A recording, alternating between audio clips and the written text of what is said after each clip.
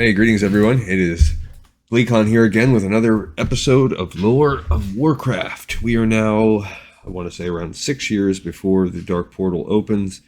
We're kind of like in a little three-part series of what happened that year. What did happen that year? We'll stay a while and listen. On the last one, we have the Blackrock clan ascendant rising up in power to basically lead the Horde, and their chieftain, Blackhand, is going to become the war chief of the entire Horde. Although the Horde, up until that point, had been unified in name only, not really in strategy. So this is an attempt to fix that. And from Gul'dan's side, Gul'dan is pushing for that because he and Kil'jaeden want a unified, powerful Horde to defeat the Draenei, whereas Blackhand just wants it for personal power. At that time, Gul'dan also says, hey, let's make a Shadow Council. This will be our behind-the-scenes puppet masters that pull the strings and really direct the movements of all clans, because now it's slowly starting to become, just as much as shamans were a part of each clan and had their own representatives that were part of each clan, but also tied into like one another.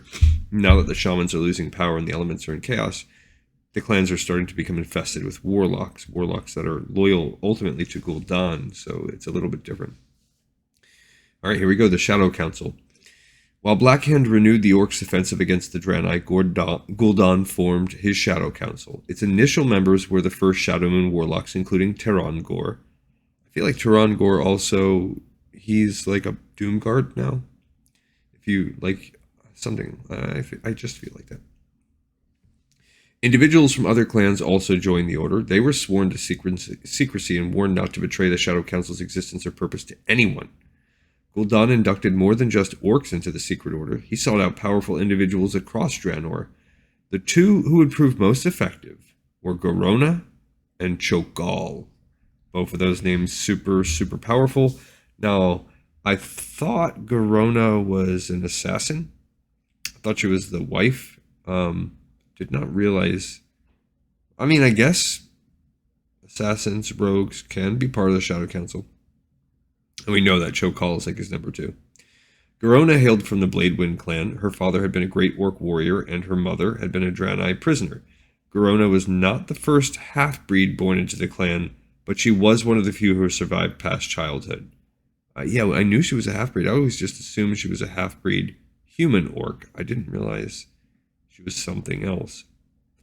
Years of abuse had forged Garona into a ferocious fighter.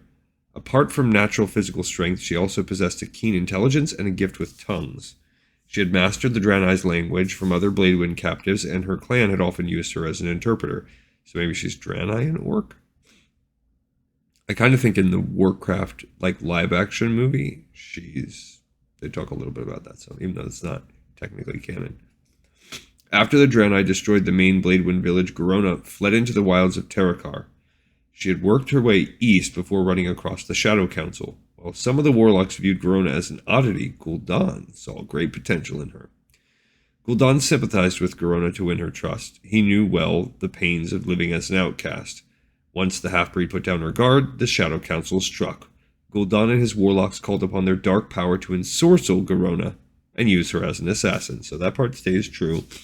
I think there's a cool video that's relatively recent. I don't remember if it's Legion or BFA or even Shadowlands, but it kind of shows her, like, how she became an assassin. It's just a cool little animated thing. Cho'gall served a much different role than Garona. As a two-headed ogre, Cho'gall was treated as an omen of good fortune. He had lived a life of privilege in High Maul, where he tutored under the most talented ogre sorcerers. Cho'gall had a natural affinity to the arcane arts. He gained an immense following among High Maul's common ogres, but not among the city's aristocracy. Cho'gall's arrogance and lust for power put him at odds with the ruling elite. High-ranking ogres feared that his growing popularity would allow him to seize control of the city. To prevent that, the aristocracy tried to assassinate Cho'gall. The ogre mage narrowly survived the attempt on his life, and he fled from High Maul. Cho'gall thirsted for vengeance, and he knew it would not come unless he acquired more power. As he searched the world for knowledge and weapons, he came across the Shadow Council and its fell magics. Gul'dan was intrigued by Cho'gall's unfettering confidence and insatiable lust for power. He made the Ogre Mage his foremost apprentice and taught him the secrets of fell magic and told him of the Burning Legion's existence.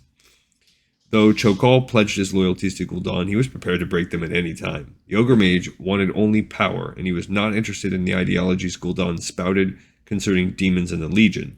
The moment Gul'dan and the Shadow Council ceased being useful, Cho'gall was prepared to turn his back on them. And we have a sidebar here, the Necrolites. With Kil'jaeden's help, Gul'dan also formed a group of orcs called Necrolites. They dedicated themselves to learning the dark art of necromancy. Through it, they would be able to spread plagues to the Draenei and raise the dead to fight at the Horde's side. Alright, so we got a lot going on here. One, the Necrolites, I believe that's what you get in either Warcraft 1 or Warcraft 2. And they're the ones that can raise the dead. So they're a sub kind of set of the Shadow Council. We have Garona. So this is really less about what the Shadow Council does and more about specific high-ranking members. Garona, you know, is an important member of the Shadow Council. She also does, I believe, have a change of heart and become good.